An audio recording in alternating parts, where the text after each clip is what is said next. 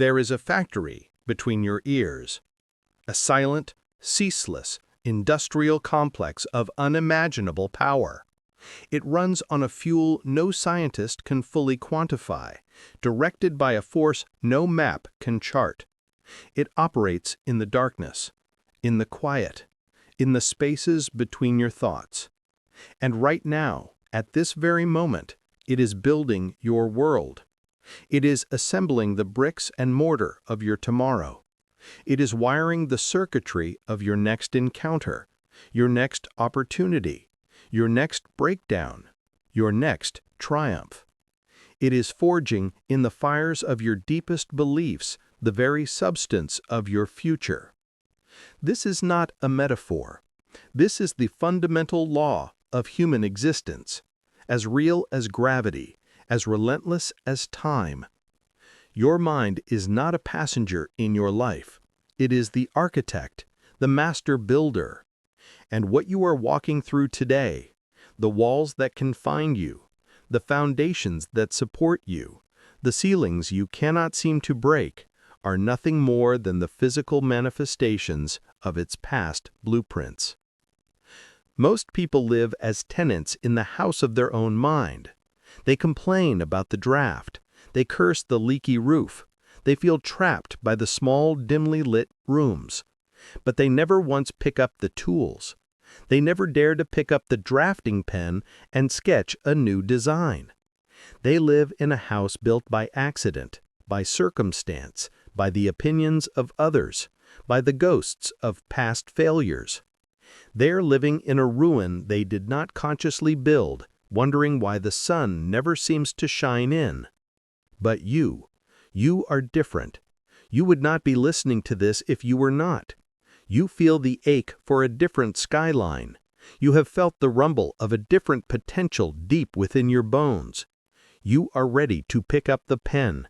You are ready to become the architect of your own destiny. This is the unbreakable law.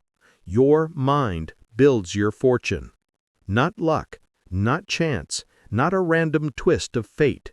Your fortune, in wealth, in relationships, in health, in purpose, is a direct, unerring, and precise printout of the dominant blueprint that occupies your mind. And tonight, we are going to tear down the old, dilapidated structures. We are going to clear the land, and we are going to learn, once and for all, how to build a fortune from the inside out.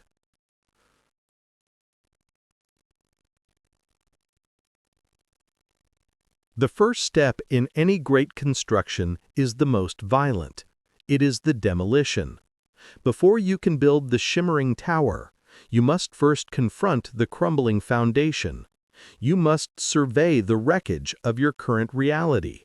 And this begins not with what you see in the world, but with what you hear in the silence. What is the sound of your inner world? Is it a chorus of champions or a committee of cowards? Is it the voice of Edison whispering, "I have not failed, I've just found 10,000 ways that won't work"? Or is it the voice of fear, hissing that you shouldn't even try the first? For decades, you have been allowing thought hoarders to squat in the prime real estate of your consciousness. They have put up signs that say, "Be practical." They have erected fences that scream, "You're not ready." They have built entire fortifications around the idea of someday. This internal dialogue is not background noise. It is the foreman of your factory. Every thought of doubt is a command to the workers. Halt production on confidence. Every moment of self-pity is a directive. Divert all resources to reinforcing the walls of limitation. You are at this moment living the physical, tangible, bank account reflecting, relationship defining reality of your most dominant internal conversations. Henry Ford, a man who literally put the world on wheels, said it with brutal simplicity: "Whether you think you can or you think you can't, you're right." He wasn't offering a cute platitude. He was stating a cosmic law. Your mind is an obedient servant. It will work tirelessly to manifest exactly what you command it to believe. If you command it to believe in scarcity, it will find every reason for you to stay broke. If you command it to believe in abundance, it will engineer pathways to wealth you never knew existed. So, we begin the demolition, and the tool we use is ruthless awareness. You must become a silent observer of your own thoughts. You must catch the saboteur in the act. When the voice says, "I can't afford that," you must stop, and you must correct the foreman. The current reality is that I have not yet generated the value required to exchange for that, but I am capable of creating that value. You are not lying to yourself.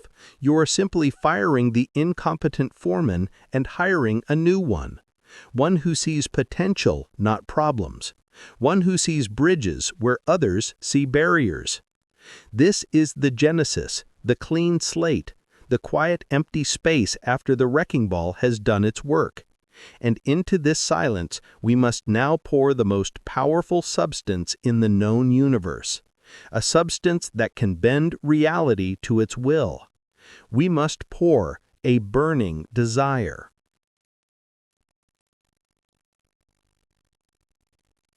A wish is a ghost.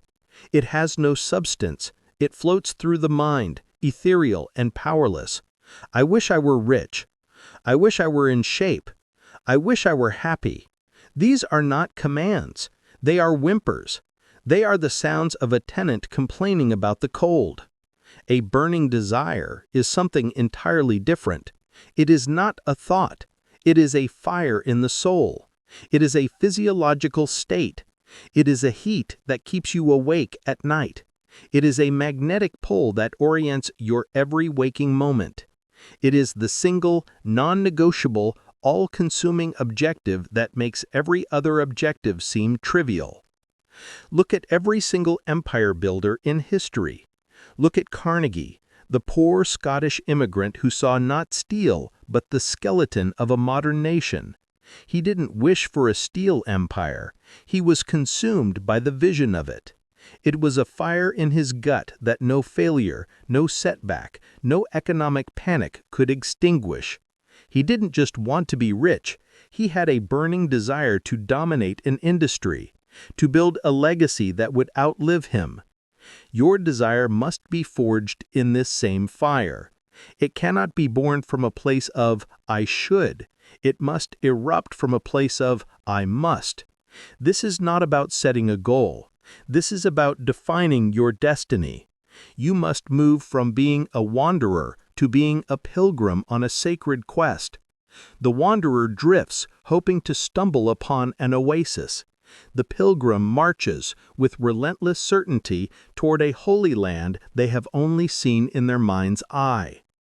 So I ask you now, in this silence we have created, what is your holy land? What is the one thing you desire with a fire that frightens you? Do not shrink from it. Do not sanitize it to make it palatable for others. This is your fire, your fuel. This burning desire is the energy source that will power the factory of your mind. It will be the electricity that lights the blueprints, that powers the machinery, that turns the raw materials of your hours and days into the finished product of your fortune. But a fire, no matter how hot, is chaotic. It needs direction. It needs a vessel. It needs a mold. And that mold is faith. Faith is the most misunderstood force in the world of achievement. It has been relegated to the realm of the religious, the spiritual, the intangible.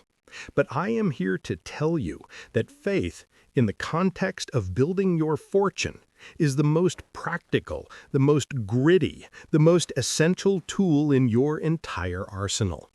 Faith is the unshakable, physiological certainty that the thing you desire is already yours, even before the physical evidence arrives.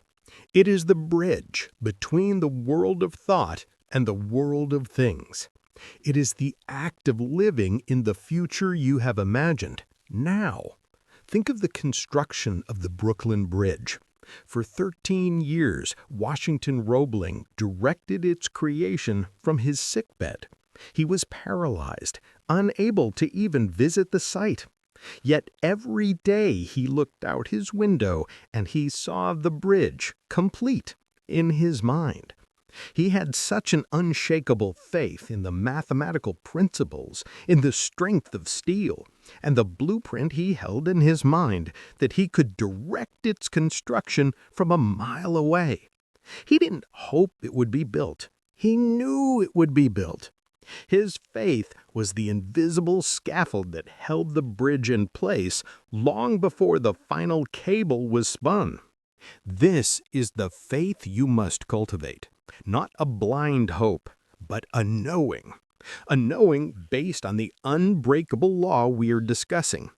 If your mind builds your fortune, and you have taken absolute control of your mind, planted a burning desire within it, and are directing it with unwavering focus, then the outcome is not a possibility. It is a mathematical certainty. This faith is what allows you to act before the proof appears. It is what allowed Thomas Edison to stand in the rubble of his burned-down laboratory, a lifetime of work destroyed in flames, and say, "There is great value in disaster. All our mistakes are burned up. Thank God we can start anew." He did not see ashes. He saw a clean slate. His faith in his own ability to create was so absolute that the physical loss was merely an inconvenience. Your faith is the antidote to impatience. The world will not bend to your will overnight. The factory must work, the materials must be gathered, the construction must proceed, brick by brick. During this time, the outside world will show you no evidence.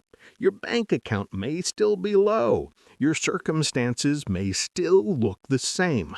This is the critical moment. This is where most people abandon the blueprint. They lose faith. They let the old foreman back in. They start building the old familiar shack of their past. But you will be different. You will operate from the finished state. You will feel the weight of the fortune in your hands before it has materialized. You will walk, talk, and breathe as the person who has already achieved the desire. This is not delusion. This is the highest form of intelligence. It is aligning your entire being with the reality you intend to create. This faith becomes the magnetic force that pulls that reality toward you at a speed that will defy all logic.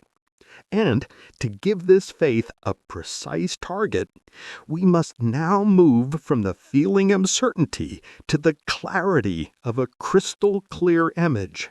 We must create the blueprint itself. We must define our definite chief aim. A burning desire is the engine. Faith is the fuel, but a definite chief aim is the steering wheel. It is the precise, detailed, and unwavering destination. Without it, you're a rocket with infinite power, but no coordinates, destined to burn out in the emptiness of space. Most people wander through life with vague intentions. I want to be successful. What does that mean? I want to be happy. By what measure? This vagueness is a crime against your own potential. It is like going to an architect and saying, "Build me a building." What kind of building? A shack? A cathedral? How many floors? What materials? The architect would be powerless. Your mind is the same. It is a precision instrument. It requires a precise target. Napoleon Hill called this your definite chief aim. It is not a list of 10 goals. It is the one central purpose that subordinates all other desires. It is the sun around which all the other planets of your life must orbit. Take a sheet of paper. Write it down. Be excruciatingly specific. Do not write, "I want to make $1 million." That is weak. That is a wish. Write instead, "By December 31st, 2025, I will possess a net worth of $1 million, generated through the value I provide via my expertise in your field, manifested through your specific vehicle, e.g., my online business, my real estate portfolio, my consulting firm." Feel the difference? The first is a fog. The second is a laser beam. The first allows for excuses. The second commands a plan. Walt Disney did not have a vague desire to make cartoons. He had a definite chief aim to create the first full-length animated feature film, a project the world called Disney's Folly. He had a specific, detailed vision for Snow White. He could see the colors, hear the music, feel the emotion. His aim was so definite that when his own brother and wife begged him to abandon it, believing it would bankrupt them, he refused. He was not being stubborn. He was being faithful to a blueprint that was more real to him than the doubt in the room. This is your task. You must define your definite chief aim with such clarity, such specificity that it becomes a living, breathing entity in your mind. You must read it twice a day, once upon waking, once before sleeping. You must saturate your subconscious mind with its details. You must make it your mental wallpaper. This blueprint will now begin to direct all the resources of your mind. Your reticular activating system, the mental filter that determines what you notice in the world, will be tuned to its frequency. You will start to see people, opportunities, and resources that align with your aim, things you were blind to before. The factory now has its orders. The materials are being sourced, but to assemble them, you will need a force more powerful than intellect, more relentless than willpower. You will enlist the million-year-old power of your subconscious mind. Beneath the surface of your conscious thought lies the ocean of your subconscious. This is the part of your mind that controls your heartbeat, your breathing, your digestion. It's the autopilot. It is also the most powerful creative force you possess. It does not reason. It does not argue. It does not judge. It simply accepts the commands given to it by the conscious mind and works day and night to manifest them in the physical world. Your subconscious mind is the general contractor of your fortune. The conscious mind is the architect who draws the plans. But the subcontractor is the one who actually pours the concrete, runs the wiring, and lays the bricks. If you give your subcontractor a messy, vague, contradictory blueprint, you will get a chaotic, unstable structure. If you give them a precise, clear, and emotionally charged blueprint, they will build you a masterpiece. The key to programming your subconscious mind is emotion and repetition. Logic does not work here. You cannot reason your way into a new belief. You must feel your way in. This is the practice of visualization. It is not daydreaming. Daydreaming is passive. Visualization is an active, disciplined, physiological rehearsal. You must close your eyes and step into the reality of your achieved definite chief aim. You must engage all your senses. Do not just see the number in your bank account. Feel the leather of the chair in your office. Smell the air. Hear the specific sounds of your success. The ping of a major deal closing in your email. The sound of your family laughing on the vacation you provided.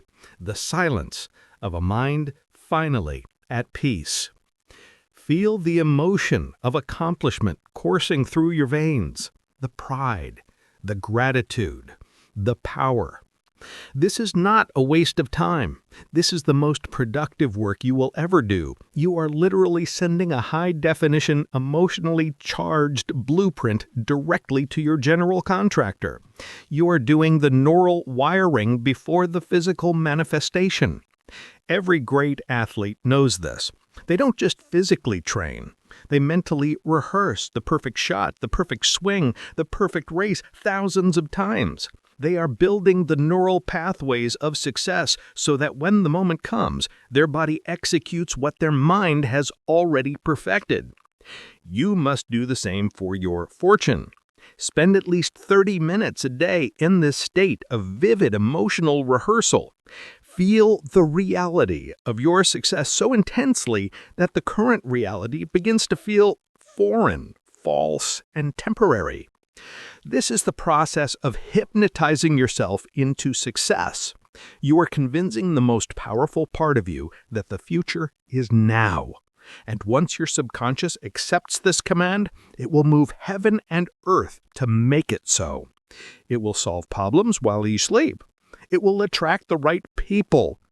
It will give you ideas, hunches, intuitions that seem to come from nowhere. These are not accidents. They are the deliverables from your general contractor. But a blueprint, no matter how perfect, is worthless without action. The architect must leave the drafting table and step on to the construction site. This is where theory meets the friction of reality. This is where we talk about the engine of manifestation, persistent, intelligent action. Action is the bridge. It is the only mechanism that connects the world of thought with the world of things. Faith without works is dead. A blueprint without construction is a fantasy. But not all action is created equal. Most people engage in random, frantic activity. They confuse being busy with being effective. They are like a construction worker swinging a hammer with all their might but hitting random nails and random pieces of wood, never following a plan. At the end of the day, they are exhausted, but they have built nothing. The action that builds a fortune is persistent, intelligent action. It is action directed by your definite chief aim. It is the relentless daily laying of bricks, one after the other, in accordance with the blueprint. Look at Abraham Lincoln. His story is not one of a single glorious victory. It is a masterclass in persistent action in the face of soul-crushing defeat. He failed in business. He lost elections for the state legislature, for Congress, for the Senate twice. He was passed over for a vice presidential nomination. Yet, through it all, his definite chief aim, to preserve the Union and see it live up to its ideals, never wavered. Every loss, every setback was not a reason to quit. It was data. It was intelligence. It was a lesson that refined his strategy, that made his next action more intelligent. He kept swinging the hammer, not randomly, but always at the nail that would hold the Union together. Your journey will be the same. You will not build your fortune in a straight line. You will encounter resistance. You will make mistakes. You will, at times, swing the hammer and miss the nail entirely. This is not failure. This is research and development. The key is to be persistent in your effort, but intelligent in your adaptation.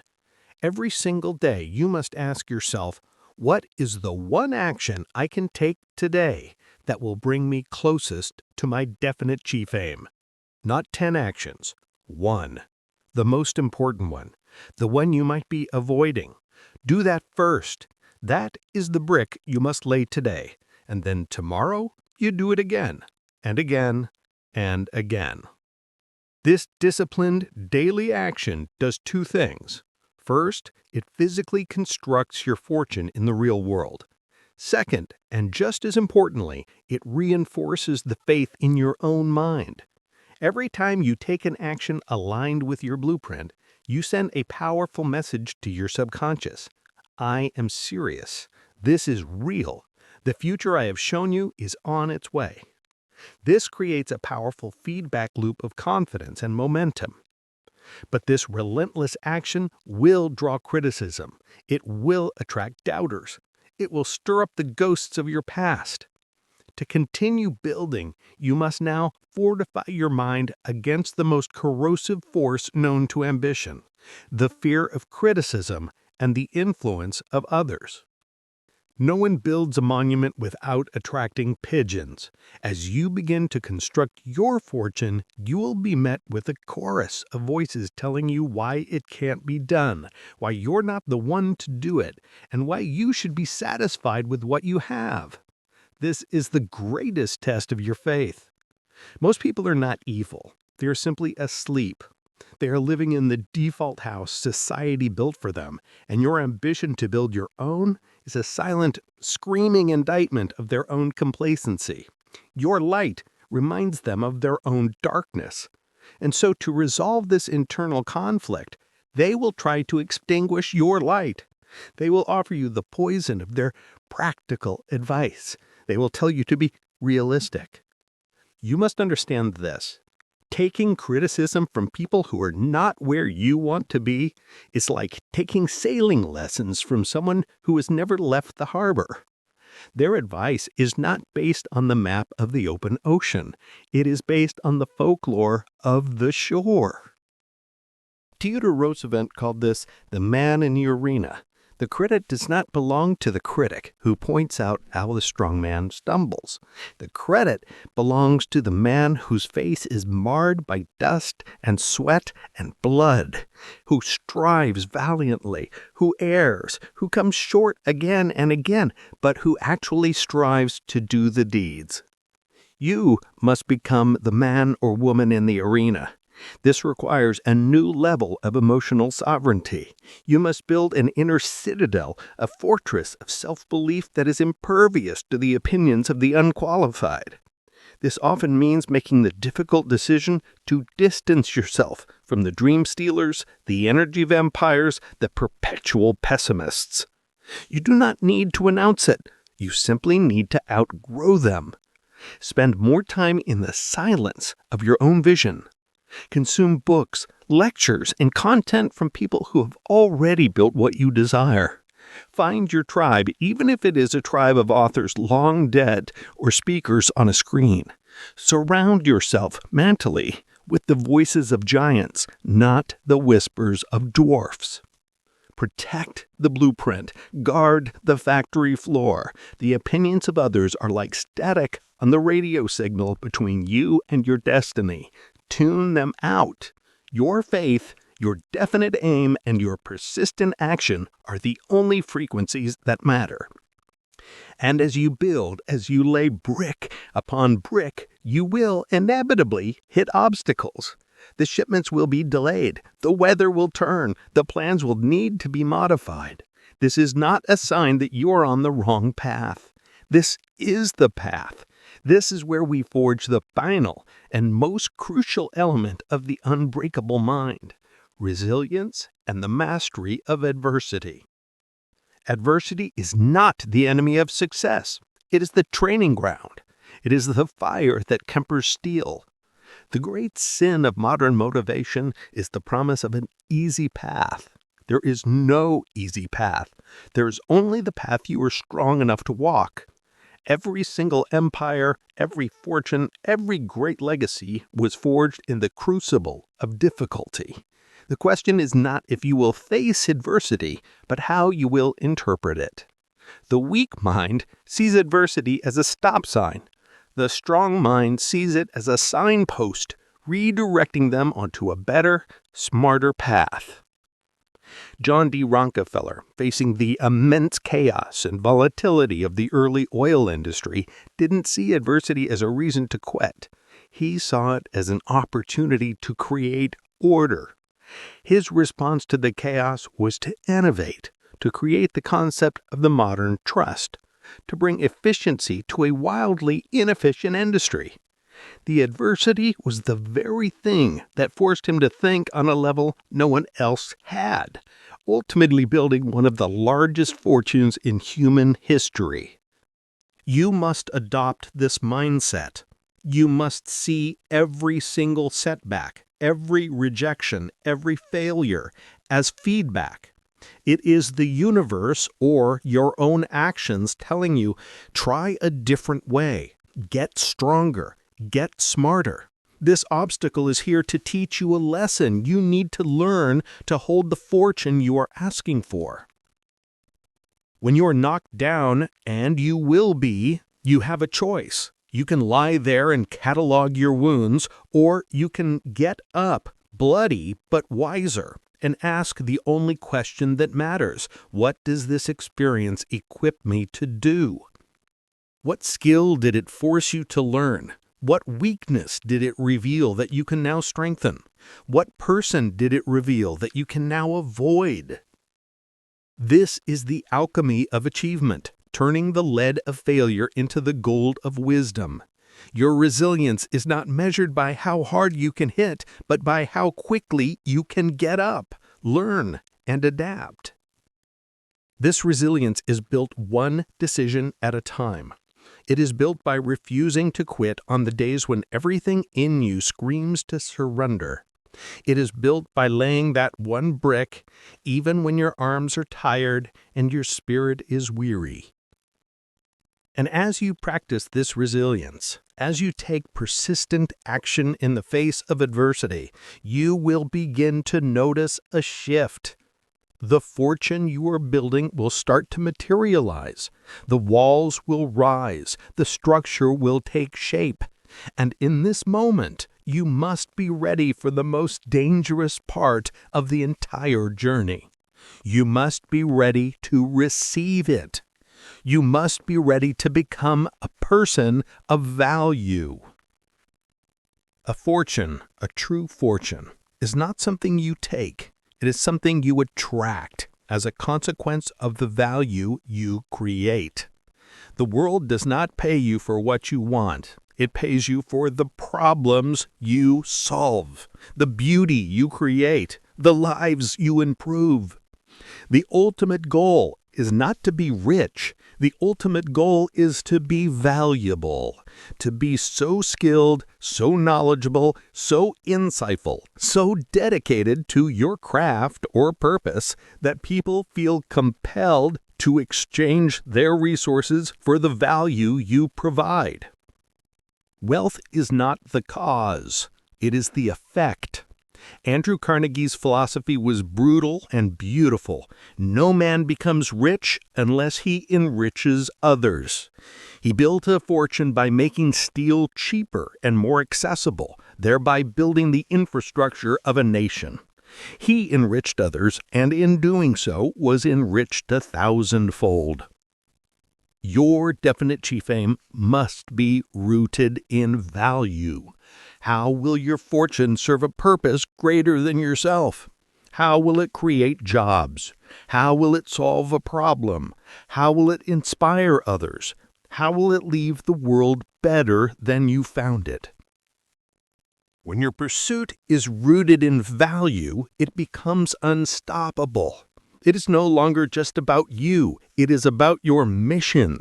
This elevates you above the petty fears and doubts. You are no longer just building a house for yourself. You are building a cathedral for your community. This sense of purpose provides a boundless, renewable source of energy. It is the final piece of the puzzle. And as the fortune flows to you, as the money, the influence, the opportunities, the relationships manifest, you must manage it with the same discipline you use to build it. You must practice the final act of the master builder, gratitude and stewardship. Gratitude is the completion of the circuit. It is the acknowledgement that the law has worked. It is the energy that keeps the fortune flowing. An ungrateful mind is a mind that believes in scarcity, and it will soon find its fortune dwindling back to the level of its belief. Every day, you must practice a ritual of gratitude. Be thankful for the challenges that made you strong. Be thankful for the critics who made you resilient. Be thankful for the resources that are flowing to you. Be thankful for the ability to build, to create, to serve. And with this gratitude comes stewardship. A fortune is not just for consumption. It is a tool for greater creation. It is a responsibility. It is energy that has been entrusted to you. Use it wisely. Reinvest it. Use it to build bigger, to serve more, to empower others to become architects of their own destiny. So here you stand, at the threshold. You have surveyed the old dilapidated structures of your past thinking. You have cleared the land with ruthless awareness. You have ignited the fire of a burning desire. You have built the bridge of faith to cross from the present to the future. You have drafted the precise blueprint of your definite chief aim. You have programmed the master contractor of your subconscious mind through vivid visualization. You have begun the relentless daily laying of bricks through persistent, intelligent action. You have fortified your mind against the critics and learned to transmute adversity into advantage.